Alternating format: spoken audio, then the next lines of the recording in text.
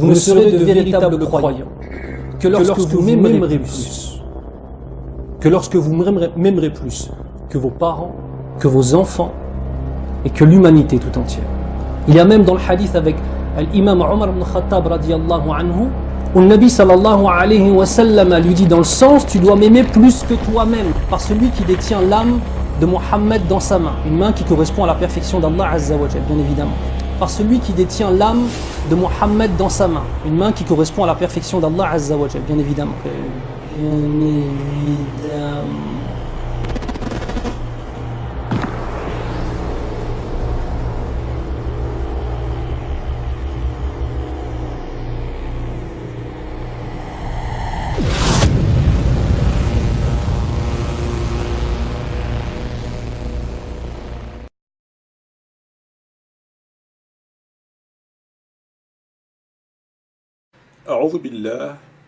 أعوذ بالله من الشيطان الرجيم بسم الله الرحمن الرحيم الحمد لله رب العالمين والصلاة والسلام على سيدنا محمد وعلى آله وصحبه أجمعين والسلام عليكم ورحمة الله وبركاته. Frères et sœurs, assalamu alaikum wa rahmatullahi wa barakatuh. J'espère que vous allez tous et toutes bien en cette fin d'après-midi, début de soirée de ce jour de lundi 4 novembre, et il est précisément 18h54.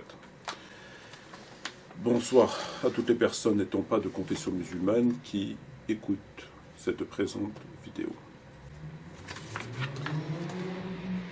Alors, très chers frères, très chères sœurs, frères et sœurs, dans le prolongement de ce que nous avons réalisé très récemment, c'est-à-dire, entre autres, une vidéo concernant l'imam Eric Younous, j'aimerais aborder un point bien précis concernant cette même vidéo, laquelle a pour titre, je le rappelle, la pureté de la sunna.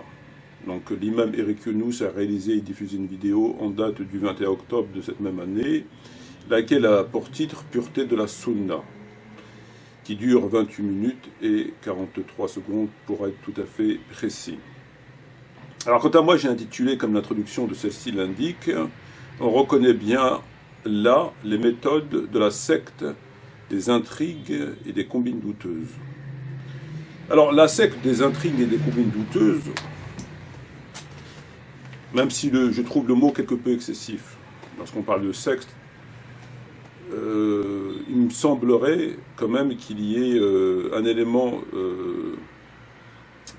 essentiel pour qu'on puisse utiliser ce terme qui n'est pas effectivement très élogieux, c'est le mot qu'on puisse dire, c'est que ça soit quand même rattaché, enfin, on va pas chipoter, on va laisser ça comme ça pour l'instant.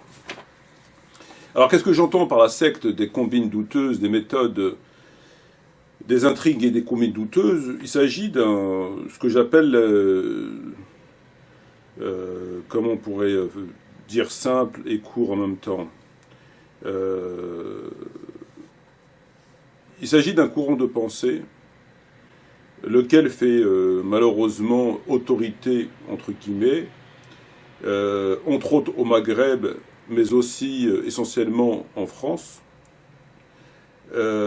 qui a un axe bien précis concernant un enseignement à travers un certain nombre de savants, lesquels sont le plus souvent commercialisés et sur lesquels on se réfère le plus souvent afin d'étayer tel ou tel autre argument, comme je l'ai déjà évoqué. Parmi les anciens, il y a Ibn Taymiyyah, par exemple. Les contemporains, vous avez ceux que l'on connaît. Donc voilà, donc j'ai pas envie de rentrer dans le fond pour éviter de citer des noms sur ce point, et qui ont en tout cas une idée tout à fait arrêtée concernant un certain nombre de sujets. On l'a vu, on l'a revu, on en a parlé, on en a reparlé. On a probablement que trop parlé, malheureusement il le faut, concernant les Trawir, concernant Muawiyah, concernant la bataille du chameau, concernant un certain nombre de sujets que l'on connaît. Donc sur ces points-là, ils ont une position tout à fait arrêtée, ce qui est très bien, parce qu'il faut, c'est absolument nécessaire d'avoir des positions tout à fait arrêtées. Quand les choses sont considérées comme établies, ben, il faut les asseoir et être tout à fait certain des arguments qu'on avance. Quand elles ne le sont pas, elles ne le sont pas. Quand elles le sont moins, elles le sont moins. Voilà. Le problème étant que ce que j'appelle cette secte des intrigues et des communes douteuses, à travers le truchement, à travers la manipulation de textes, arrive à conclure, en avançant bien évidemment, une motivation qui se voudrait tout à fait et à la fois conforme et à la fois conforme en ce sens aussi bien de la matière, c'est-à-dire aussi bien des textes, mais aussi bien du raisonnement, à travers un ijtihad qui se veut tout à fait authentique, tout à fait recevable. Et le plus souvent, ils ont recours à ce que j'appelle la politique du ciseau, pour ne pas dire la tronçonneuse, afin d'arriver à une conclusion qui est de toute évidence erronée. Erronée par le moyen, ou bien que la motivation a été erronée par le fait qu'elle est bancale, et le plus souvent elle est bancale du fait que les fondements de cette motivation ne sont ou pas établis ou faussement établis. Voilà. Donc en partant, comme j'ai déjà expliqué à plusieurs reprises, en partant d'une base, d'un fondement, on reprend, pour faire court et simple, la question de Tarawih, partant du hadith, j'ai craint que cette prière ne devienne une obligation pour vous, c'est le fondement de la réflexion.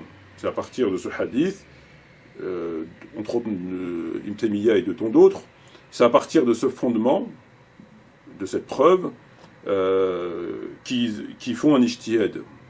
Donc le prophète n'a pas interdit, le prophète est mort, etc., etc. Et ils en arrivent à la conclusion qu'on peut faire la tarawih. Voilà.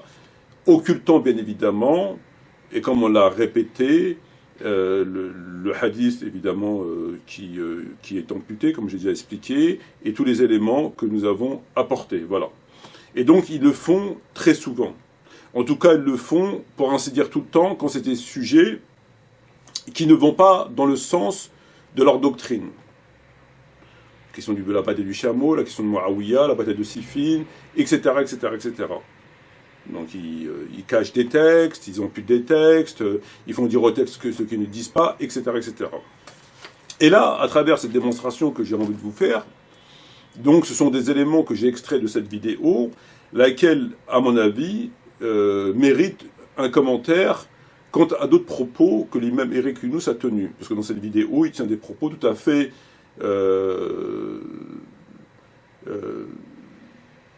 Enfin, moi, quand j'ai écouté la vidéo, c'est catastrophique. Les propos qu'il tient sont tout simplement catastrophiques. Et je pèse mes mots.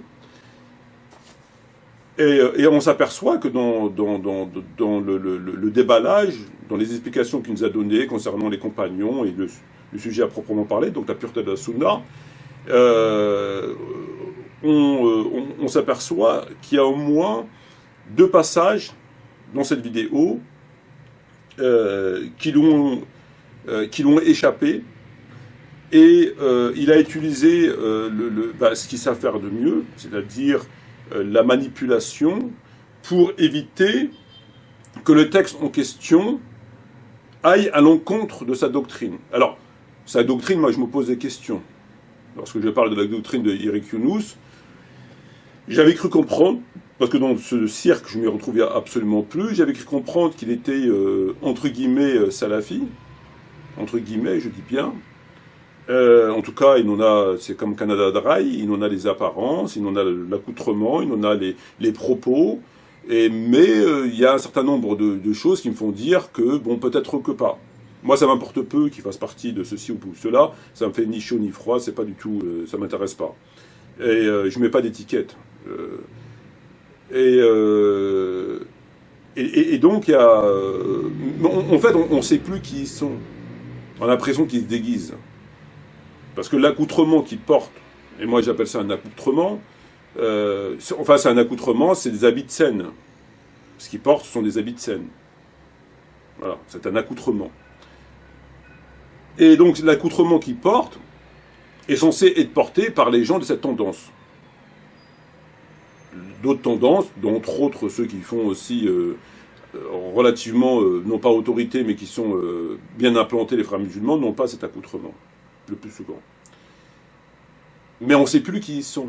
Quand vous voyez Nader Abou Anas, par exemple, Rachid Abou Edeifa, beaucoup moins, parce que lui, on a vu qu'il a revu sa tenue vestimentaire, entre guillemets, à la baisse, passant du camis à la chemise, passant du camis au jean, passant de la barbe bien fournie à la barbe très courte, passant des cheveux rasés aux cheveux, on a vu. Bon, lui, c'est clair, il a basculé complètement, et sur le discours, quand même si il a toujours été l'imam des enfants et des attardés mentaux, il l'a toujours été, depuis le début, il l'est encore aujourd'hui, moins parce qu'il est moins présent, mais le discours, il n'a pas varié. Sauf qu'il a poussé davantage en ce sens.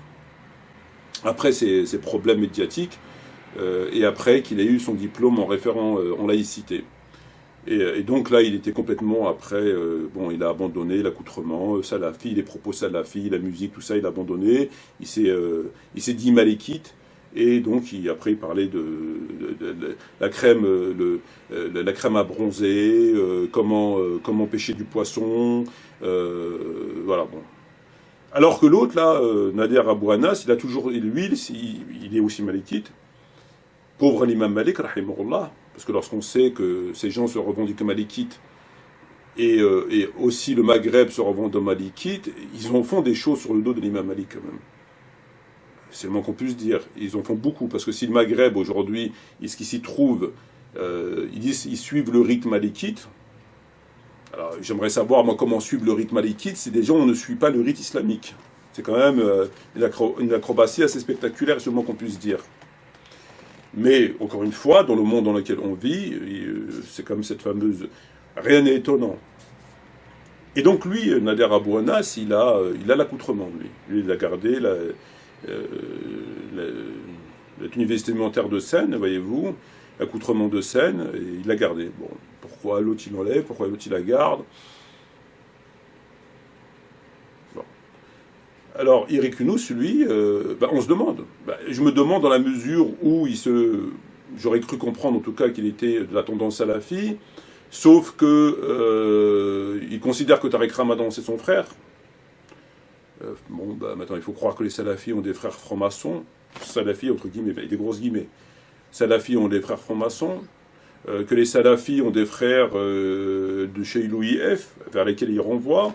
Que les salafis ont des frères au CCIF, de Mohamed Merwan. Le même qui est, me dit-on, financé par Soros.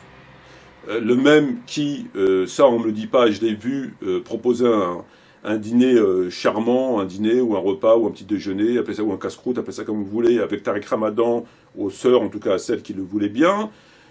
Enfin, on ne comprend pas très bien, en fait. Alors, c'est quoi cette famille? T'es quoi? Enfin, on ne comprend pas. Donc moi, j'arrive plus très bien à savoir où le mettre. À moins qu'il soit devenu lui aussi malékite. Parce qu'apparemment, il y a un engouement par le malékisme en ce moment. Plus les médias tapent sur les salafistes, parce que vraisemblablement, c'est le problème, nous dit-on. C'est les salafis. Ils disent que c'est les salafistes le problème en France. C'est eux qui causent les problèmes, etc., d'après ce qu'on entend. Sauf que les salafistes en France sont des gens tout à fait pacifiques. Ils sont plus proches des Jama'at Tabligh que des salafistes, en fait. C'est des gens tout à fait pacifistes. Ils ont un discours... le compteur, il a été relativement bloqué au 7e siècle. Mais c'est des gens pacifiques. Bon, sinon nous dirons apolitiques, sinon nous dirons pacifiques. Il faut croire que les salafistes, entre guillemets, sont dans le collimateur de l'État, en tout cas des médias, en tout cas d'une frange de ces médias, parce que pas tous les médias, pas tous les politiques, on sait à qui on a affaire.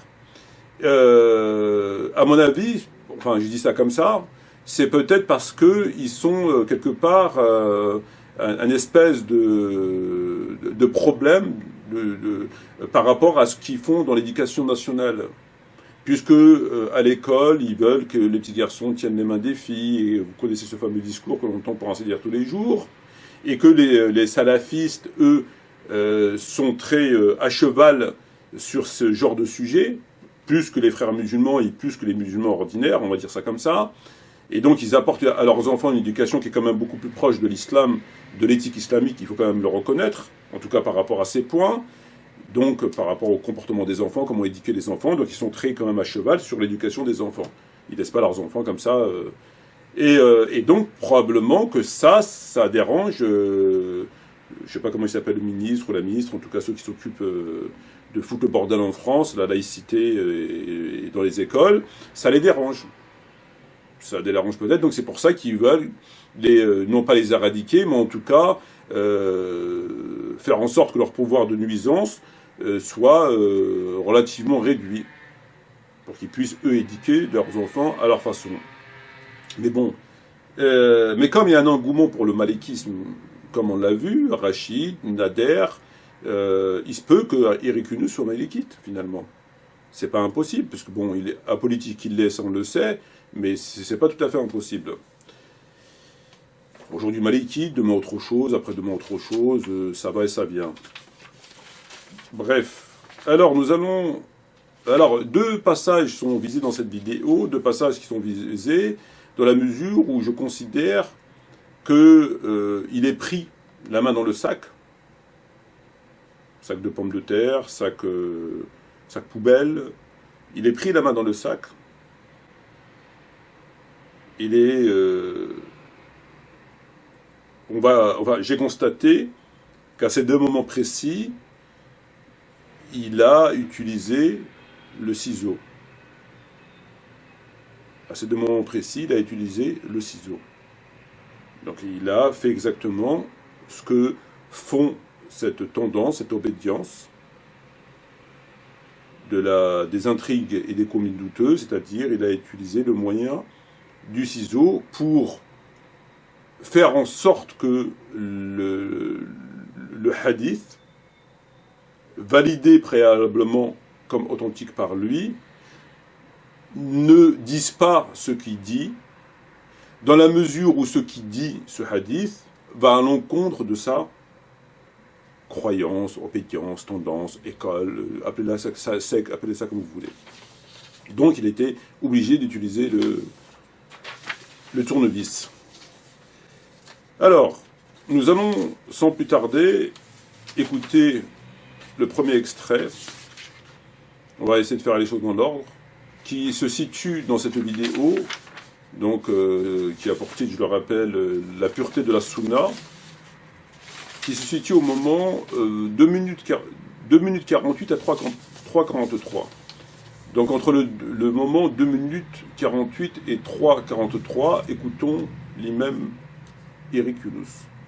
وقال النبي صلى الله عليه وسلم في حديث أبي هريرة رضي الله عنه والذي نفس محمد بيده لا يسمع بي أحد ثم يوجد جزء من الحديث إلى ثم يموت ولم يؤمن بالذي أرسلت به إلا كان من أصحاب النار. حديث صحيح رواه مسلم الإمام مسلم رحمه الله. Alors, en fait, nous n'avons pas entendu le moment 2,48, 3,43, qu'on va laisser pour après, Inch'Allah, mais nous avons entendu le 15,28 au 15,52. 15,28, 15,52. Alors, dans cet extrait, prélevé donc dans cette vidéo, nous avons entendu Eric Yunus, c'est important de le mettre en avant pour savoir, pour cheminer vers davantage de certitude quant à la démonstration. Donc, à ce moment bien précis, l'imam Eric Yunus, nous explique, en faisant référence à un hadith, que c'est un hadith sahih. Il cite ce hadith, et afin de pouvoir l'utiliser, il se contente de dire c'est un hadith sahih, rapporté par, me semble-t-il, Muslim ou Bukhari, peu importe. Donc dès lors qu'ils utilisent, on l'a vu, on l'a revu à plusieurs reprises, dès lors qu'ils utilisent un hadith qui est dans le Bukhari ou dans Muslim, il n'y a pas besoin d'ajouter qu'il a été authentifié par Cheikh Albani, rahimahullah, ou par tel ou tel cheikh, comme l'a dit le Othman Khamisi. On cite le hadith, Rawahu al-Imam al-Bukhari, Rawahu al-Imam Muslim, fi Sahih, et après on passe à l'explication en référence au texte, au hadith précédemment cité. Très important. Alors, cette démonstration, à elle seule, démontre la profondeur de l'ignorance et de l'égarement. Bien au-delà de l'ignorance et de l'égarement, ça démontre le niveau ô combien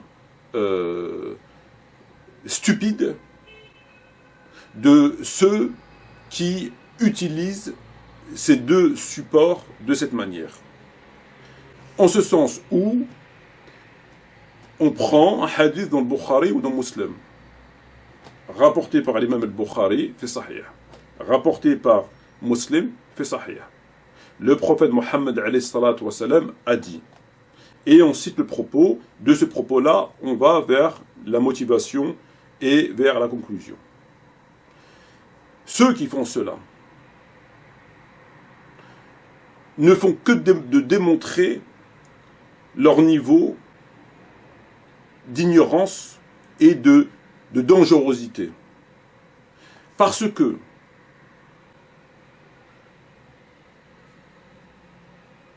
c'est quand même incroyable. Si on prend des hadiths dans le Bukhari, vous avez des hadiths qui sont amputés et coupés, pas complets.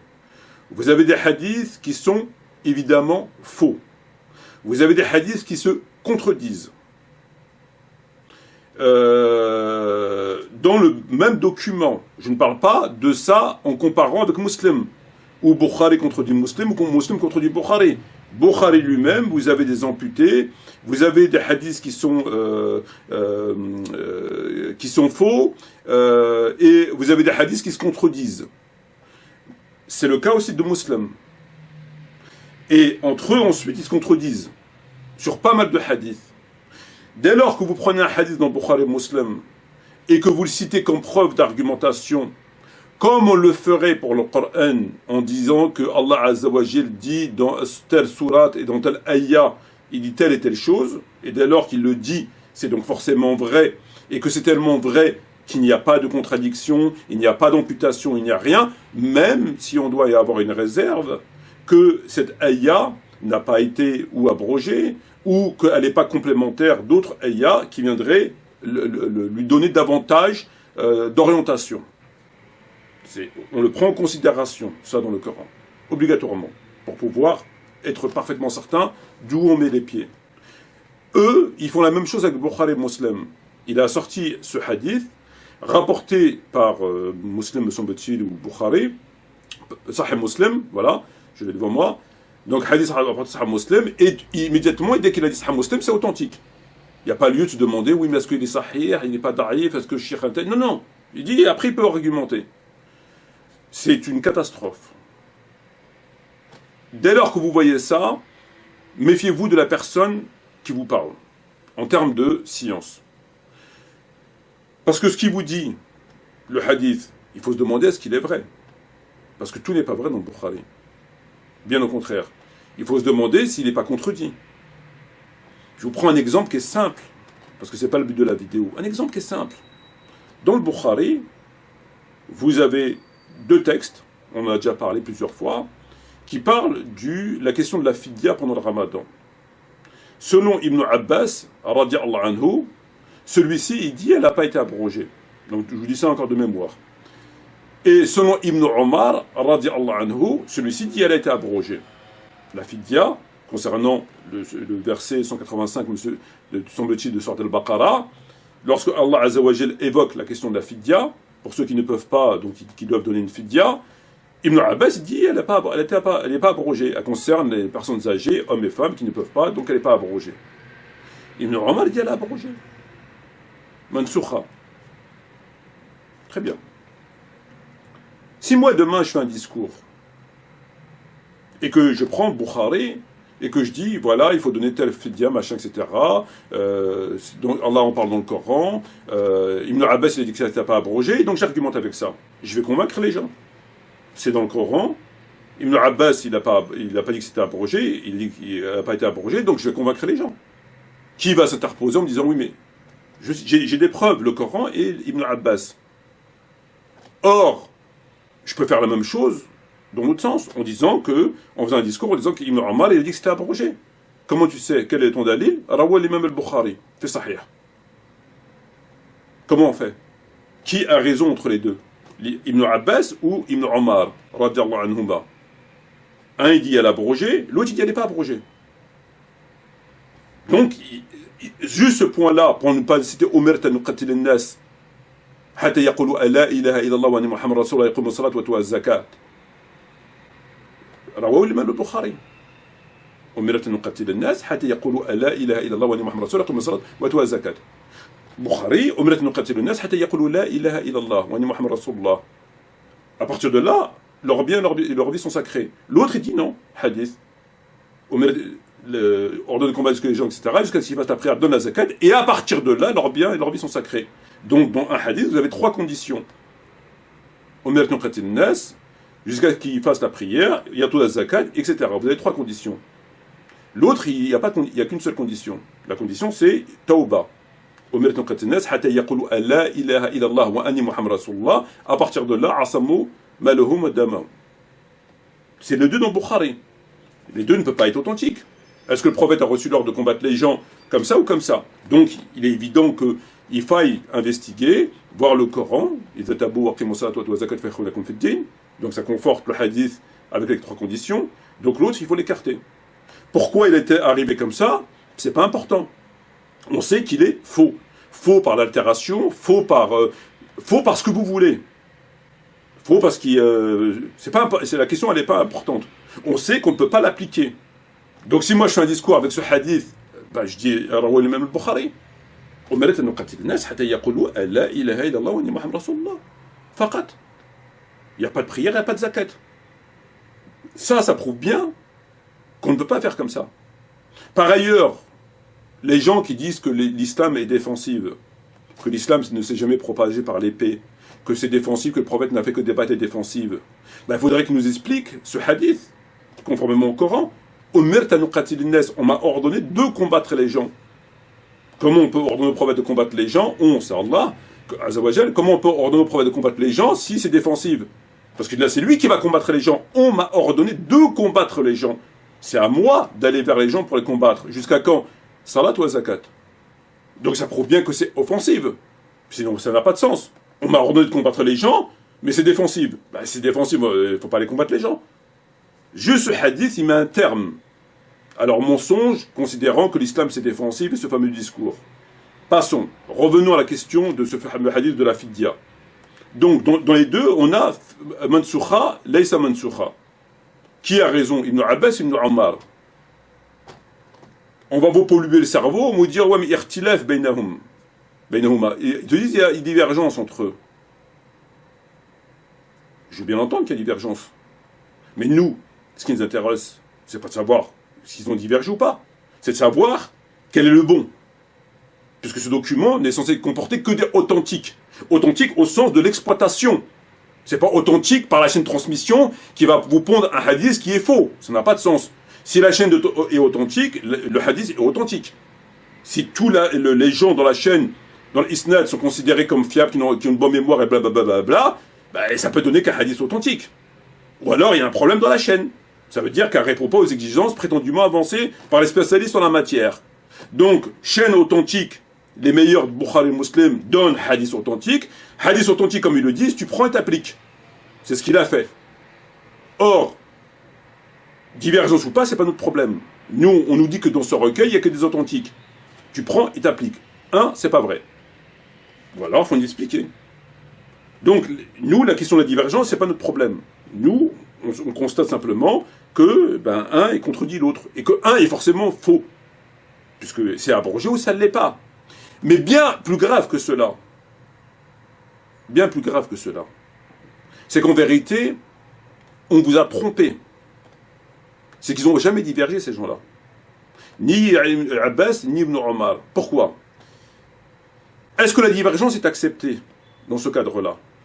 Est-ce qu'on peut considérer que ces deux compagnons, même s'ils étaient très jeunes à la mort du prophète, Ibn Abbas avait une quinzaine d'années, est-ce qu'on peut considérer que la divergence est de droit dans ce cas?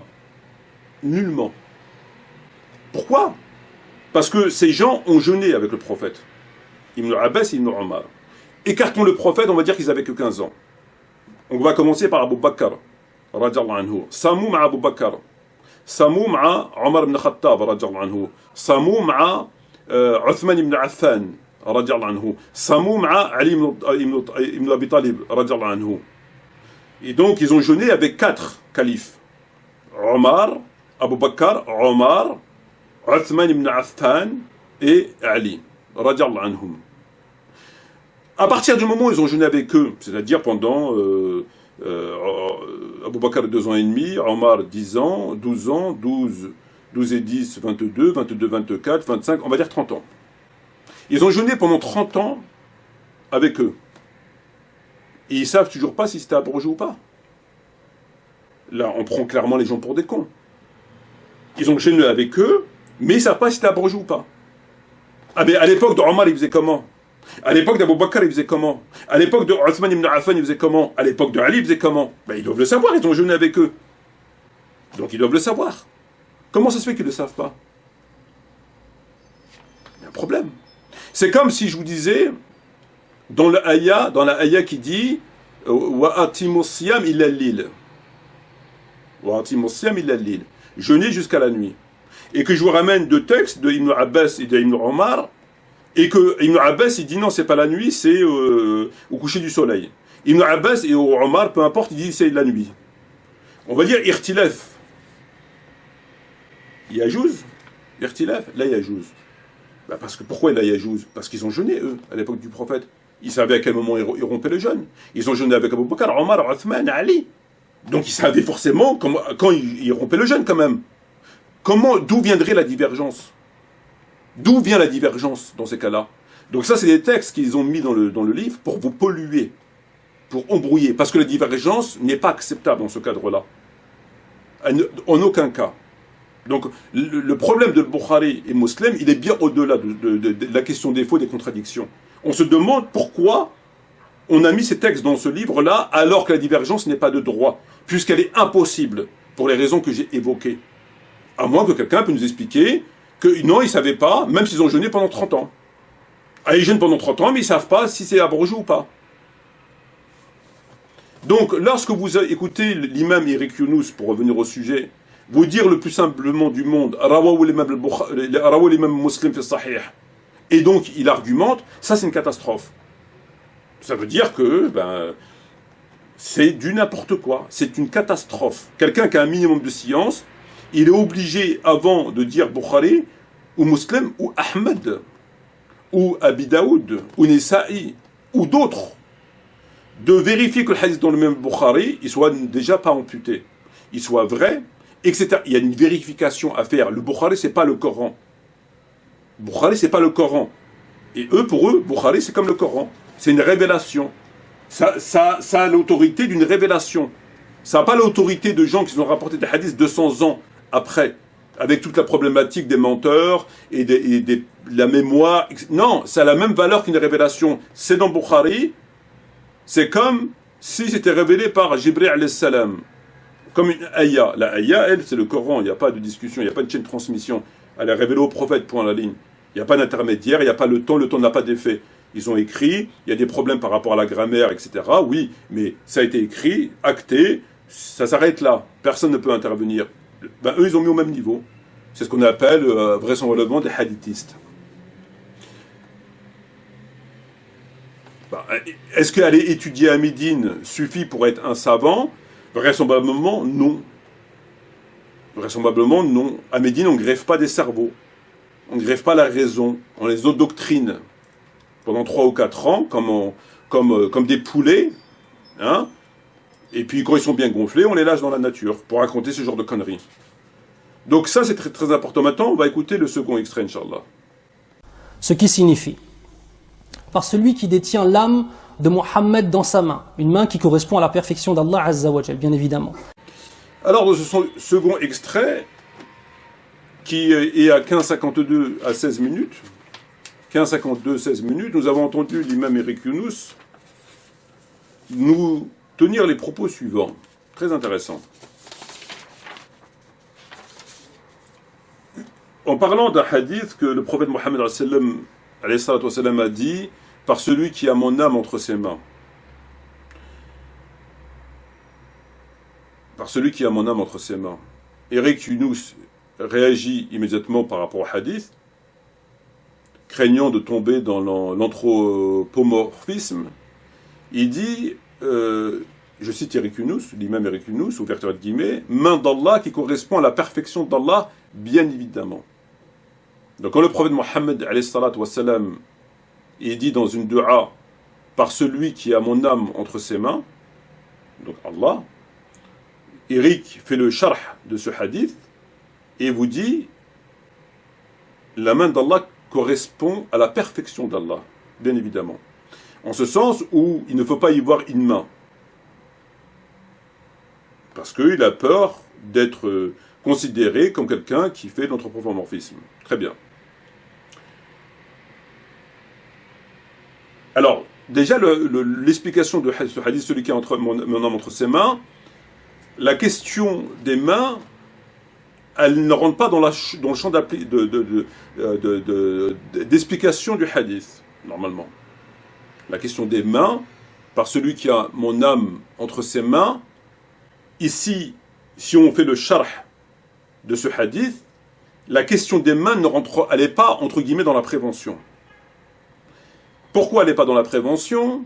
Dans la mesure où, par celui qui a mon âme entre ses mains, veut dire que celui qui possède ma vie. Il faut s'orienter vers celui qui possède. C'est comme si toi tu dis demain à quelqu'un, tu as ma vie entre tes mains. L'autre, il va pas s'arrêter sur ses mains. Il va pas dire, ah oui, mes mains, il va comprendre, tu as ma vie entre tes mains, ça veut dire que ma vie, elle dépend de toi. Donc, le sens premier, sans sens second, tu as ma vie entre tes mains, on comprendra tous, enfin presque, ma vie dépend de toi, pour X ou Y raison. On est d'accord? Aucune personne va dire, oui, mais tu m'as dit, tu as ma vie entre tes mains, qu'est-ce que tu entends par main? On comprend que la main n'a pas d'importance. La main est c'est juste pour, ça fait partie d'expression. Lui, quand il explique ce hadith, il s'écarte du sens que je viens de vous dire, par celui qui a mon âme entre ses mains, c'est-à-dire par celui qui possède mon âme, qui fait ce qu'il veut de mon âme, il peut me la retirer, etc. Il s'est écarté du sens sur lequel on explique le texte pour s'orienter par souci de paraître blanc-bleu, clean et de récuser d'emblée et d'anticiper toute accusation d'être de quelqu'un qui considère, comme un certain courant de pensée, les mains, ce fameux débat que l'on connaît, le trône, la main, le pied, etc. Il prend les devants. Alors qu'il aurait pu s'écarter et pu simplement expliquer le hadith au sens, celui qui a mon âme entre ses mains, veut dire simplement celui qui a mon âme entre ses mains. Ça veut dire, les mains, c'est pas important. Il fait ce qu'il veut, voilà. Il s'est écarté du sens premier pour aller dans le second sens, probablement par souci d'éviter toute possibilité de le considérer comme quelqu'un qui fait de l'anthropomorphisme. Très bien. Et là, à ce moment précis, il se tire une balle dans le pied. Parce qu'il dit qu'il correspond à la perfection d'Allah. Mais qui a dit que les mains de Dieu, on s'écarte du hadith évidemment, pas ici, mais quand on parle des mains de Dieu, qui a dit que les mains de Dieu correspondaient à la perfection d'Allah? En quoi des mains correspondent à la perfection de Dieu? Depuis quand des mains correspondent à une perfection de quoi que ce soit? Depuis quand? Pourquoi des mains doivent correspondre à la perfection de Dieu? Donc le pied correspond à la perfection de Dieu. La tête correspond. C'est quoi? Pourquoi ça serait des mains qui correspondent à la perfection? Déjà, le propos, déjà, il est bizarre. Des mains qui correspondent à la perfection de Dieu, bien évidemment. En quoi des mains peuvent correspondre à une quelconque perfection de Dieu, de l'homme, de ce que vous voulez. Déjà, là, il y a un problème. Mais le problème majeur, c'est quoi? C'est qu'il dit bien évidemment. C'est-à-dire, en aucun cas, il s'agirait de mains. En aucun cas. Or, il se trouve que dans le Sahih Muslim, entre autres, et pas que, il y a des hadiths qui laissent à penser, en validant ces textes, qu'il existe effectivement une question qui s'assimile à l'anthropomorphisme. Je cite le hadith rapporté par le Sahih Muslim.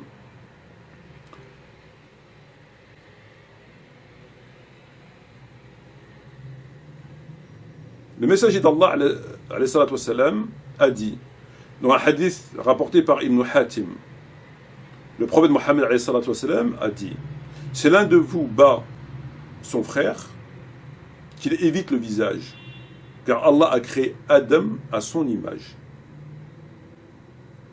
Lorsque tu frappes ton frère, évite son visage. Pourquoi? Parce que Allah a créé Adam à son image. Ça laisse peu de place à une interprétation quelconque. Vous avez un autre hadith, j'ai trouvé le messager de Dieu qui me blâma pour cela. J'ai demandé au messager de Dieu, dois-je la franchir? Il répondit, amène-la moi. Je lui amena et lui demanda, où est Allah? Au-dessus du ciel. Allah est au-dessus du ciel. Répondit-elle, qui suis-je? Poursuit-il, tu es le messager d'Allah, libère-la, car c'est une croyante. Et vous avez plein de hadiths comme ça, où on localise Dieu, où le hadith qui dit c'est le visage de Dieu, Waj Allah Azza wa Jal.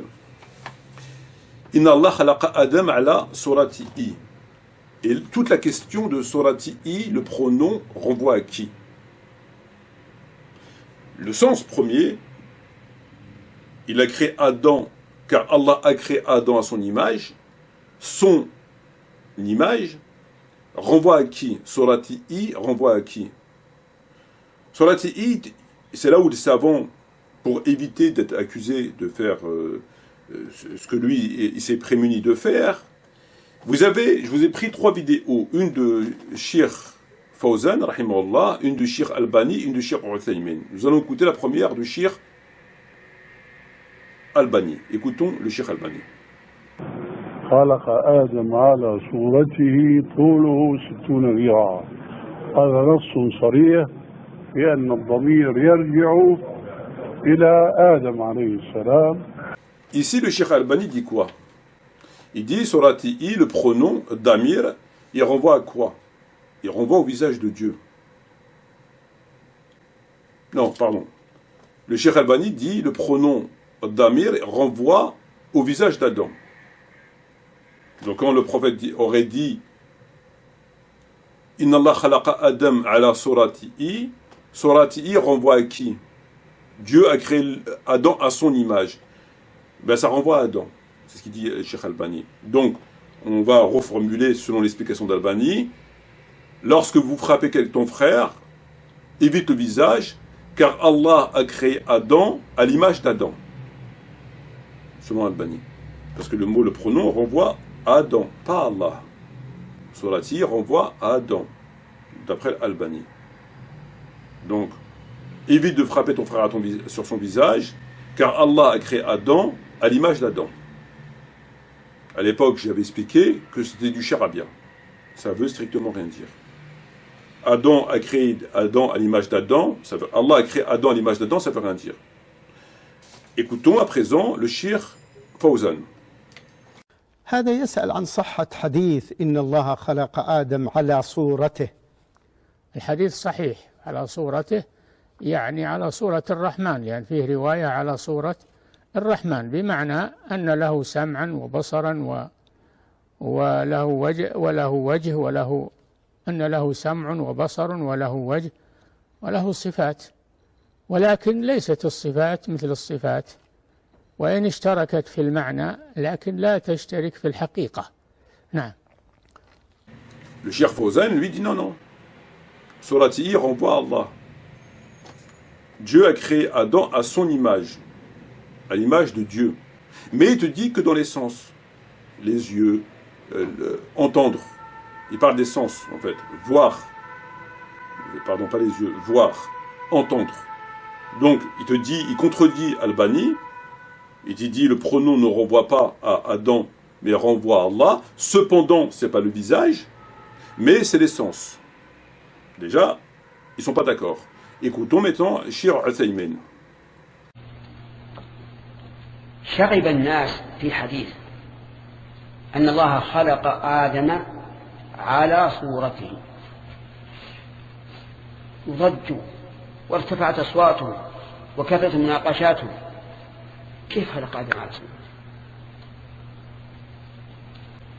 فحرفه قوم تحريفا مشينا مستكرها وقالوا معنى الحديث خلق آدم على صورته أي على صورة آدم. الله المستعان. هل يمكن لأفصح البشر وأنصح البشر أن يريد بالضمير ضمير المخلوق بمعنى خلق آدم على صورة آدم؟ لا يمكن هذا، لأن كل مخلوق فقد خلق على صورته، أليس كذلك؟ كل مخلوق مخلوق على صورته، وحينئذ لا فضل لآدم على غيره. فهذا هراء لا معنى له.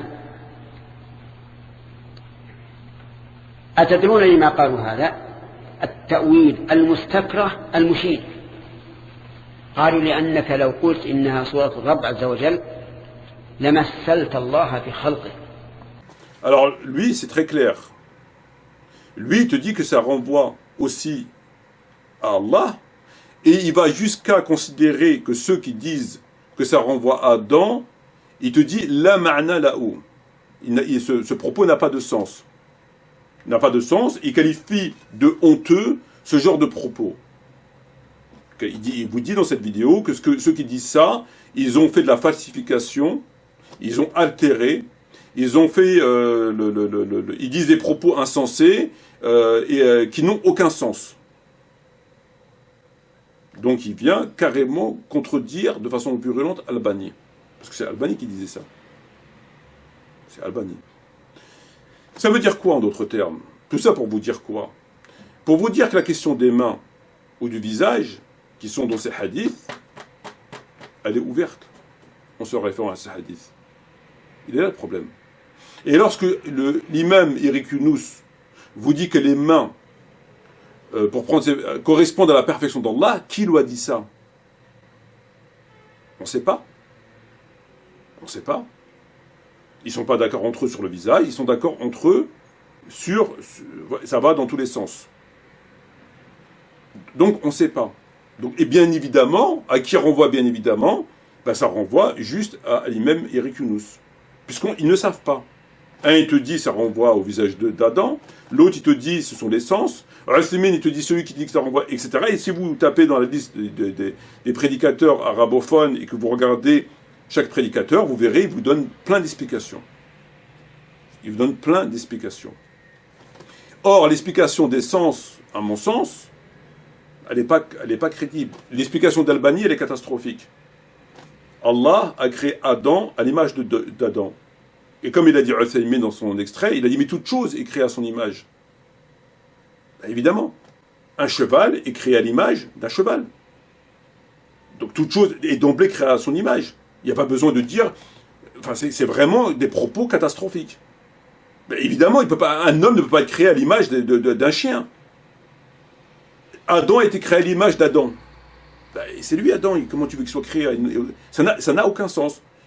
Donc le pronom, évidemment, renvoie à Allah. Mais là c'est tendu.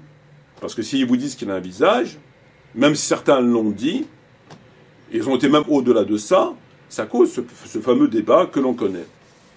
Et lorsqu'il dit, Fawzan, par exemple, qu'il s'agit des sens, que ce n'est pas le visage, moi, quand je lis de ne pas frapper le visage car Allah a créé à son image, il ne parle pas de sens, ce hadith.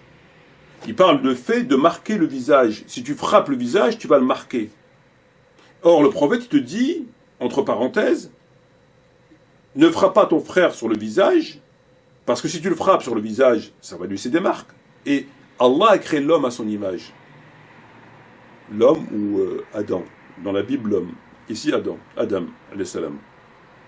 Donc ici, il s'agit de respecter le visage et aucunement les sens. Le sens n'a rien à voir. Le fait de la vue ou de l'ouïe. Quel rapport entre l'ouïe et le hadith qui dit qu'il faut éviter le visage? On le comprend pour éviter de l'abîmer parce qu'il représente, c'est dans ce sens-là qu'il faut chercher.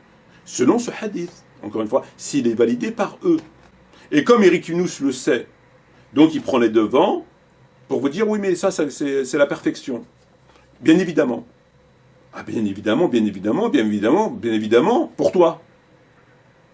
Oui, pour toi. Écoutons le second extrait.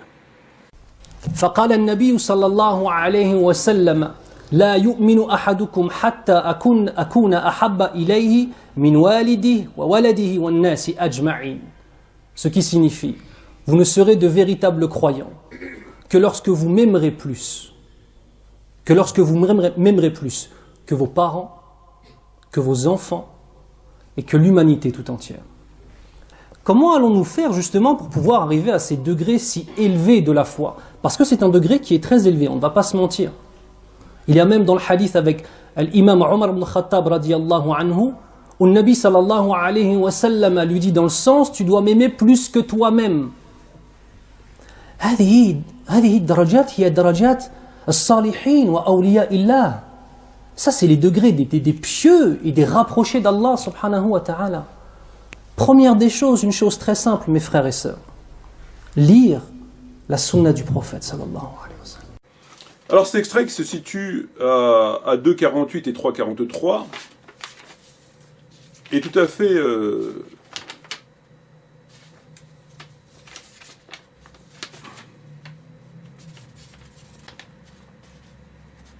édifiant, c'est le mot qu'on puisse dire, concernant... C'est quand même incroyable. C'est quand même incroyable. Dès qu'il y a un hadith qui ne va pas dans leur sens, enfin, de leur sens, de leur... Aïe, mais c'est quand même incroyable à quel point ils sont forts. Et ne me dites pas que... Enfin, c'est incroyable. Au passage de 48.3, 43, il nous dit ce qui suit. C'est un degré élevé de la foi. On ne va pas se mentir. Il fait allusion du fait que le prophète aurait dit qu'on doit l'aimer plus que ta famille, tes biens, etc., tes enfants. Et donc, il commente ce hadith, il dit c'est un degré très élevé de la foi. On ne va pas se mentir. C'est ce qu'il dit. Et il poursuit, il dit l'imam Omar, radiyallahu anhu, dans le sens, tu dois m'aimer plus que toi-même, c'est le degré des pieux et des rapprochés d'Allah. Darajat as-salihin wal-awliya. C'est très intéressant. Il dit à l'imam Omar, le prophète a dit à l'imam Omar, dans le sens, tu dois m'aimer plus que toi, que toi-même. Donc le prophète a dit à l'imam Omar, c'est comme ça qu'il le cite, je vous cite comme il le cite moi. Tu dois m'aimer plus que toi-même. Et il dit oui, c'est Eric, il dit c'est dur, c'est quand même, on va pas se mentir, c'est un haut degré de foi, blablabla, darajat al-awliya wa salihin, blablabla. Très bien. Jusque-là, tout va bien. Alors, lorsqu'il s'agit de raconter des histoires qui durent 10 minutes, un quart d'heure, à faire pleurer les enfants dans les chaumières, etc., comme il l'a fait dans cette vidéo, d'un compagnon qui parlait du prophète, qui lui manquait énormément, il l'a raconté en long, large, en couleur, avec l'orchestre, il n'y a pas de souci. Il vous parle d'un hadith, il vous le cite, concernant Omar, mais il oublie l'essentiel. Rawa l'imam al-Bukhari, entre autres. 6632. Nous étions avec le prophète Mohammed alayhi salatu wassalam. À ce moment-là, il tenait par la main Omar ibn Khattab, radiallahu anhu. Et Omar lui dit, ô envoyé d'Allah, à part ma propre personne, tu es la personne que j'aime le plus que toute autre chose. Le prophète Mohammed alayhi salam lui dit, non, par celui qui tient mon âme entre sa main, cela ne sera que lorsque tu m'aimeras plus que ta propre personne. Omar lui dit, c'est maintenant que cela est. Par Allah, tu es la personne que j'aime plus que ma personne. Le prophète alayhi salam lui a dit, c'est maintenant Omar. Ce texte le dérange. Il le dérange tellement qu'il a enlevé l'essentiel du texte, pour ne citer que l'imam Omar, dans le sens tu dois m'aimer plus que toi-même. Il s'est contenté de prendre 10% du texte et de dire que le prophète a dit à Omar, tu dois m'aimer plus que toi-même. Mais il a enlevé tout le reste. Et le reste est effectivement gênant. Parce que lui-même le dit, c'est un degré élevé que d'aimer le prophète plus que soi-même, etc. Darajat al-awliya wa salihin. C'est lui-même qui le dit. Or, la question qui s'impose, c'est comment peut-on raisonnablement expliquer que dans leur doctrine à eux, ils présentent Omar ibn Khattab comme étant, ce qu'il est. Bon. Coprophète, prophète correcteur, jour du jeudi, enfin bref, ce que vous savez. Ce qui n'est pas le sunnisme, au sens strict du terme. C'est une branche du sunnisme. Ça ne colle pas avec leur doctrine. Car comment peut-on raisonnablement harmoniser le fait que quelqu'un qui est présenté comme ceci, comme cela, dans leur doctrine, pas dans le sunnisme, c'est permis de dire au prophète, ô envoyé de Dieu, à part ma propre personne, tu es la personne que j'aime plus que toute autre chose. Ça veut dire, il lui dit, à part moi je me préfère à toi. Moi, je me préfère à toi, toi tu viens après moi. Le prophète dit non. Ça ne marche pas comme ça. Tu faut me préférer plus que tout le monde. Et Omar, il a dit d'accord. Le simple fait que quelqu'un, on ne peut pas harmoniser les deux positions. C'est comme le fait de dire, par exemple, dans le Bukhari et dans cette idéologie, selon laquelle Ali, radhiyallahu anhu, est un simple croyant parmi les croyants. Et qu'il vient après Uthman et qu'il est considéré comme eux le disent.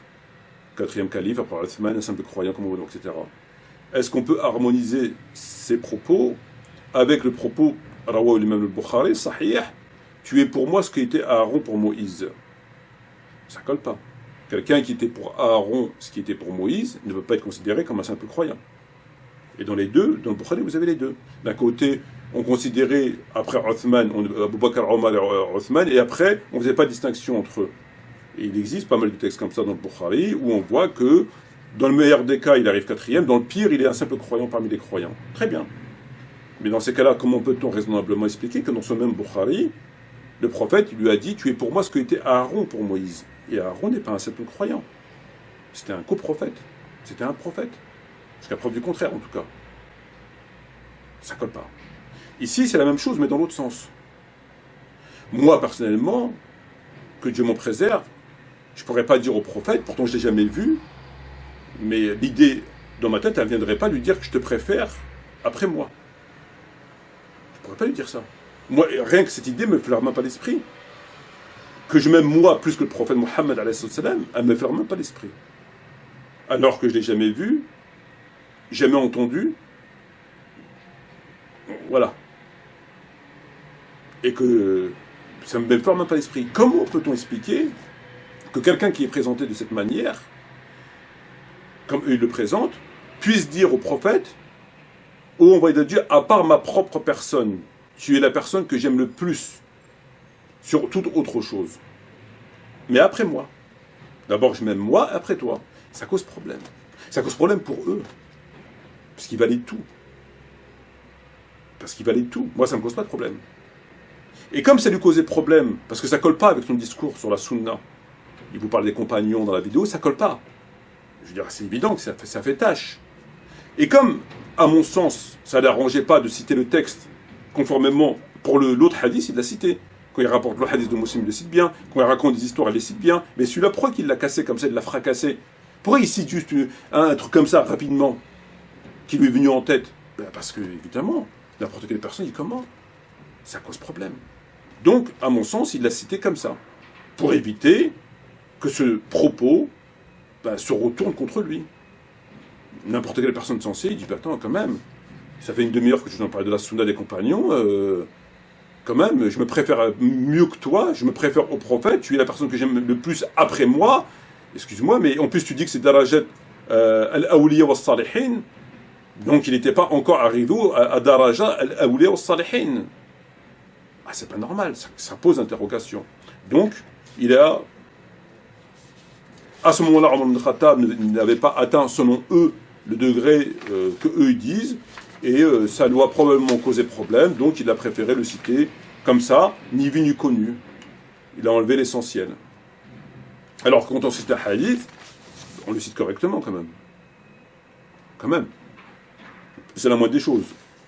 Sur ce, je vous remercie. Wassalamu alaikum wa rahmatullahi wa barakatuh.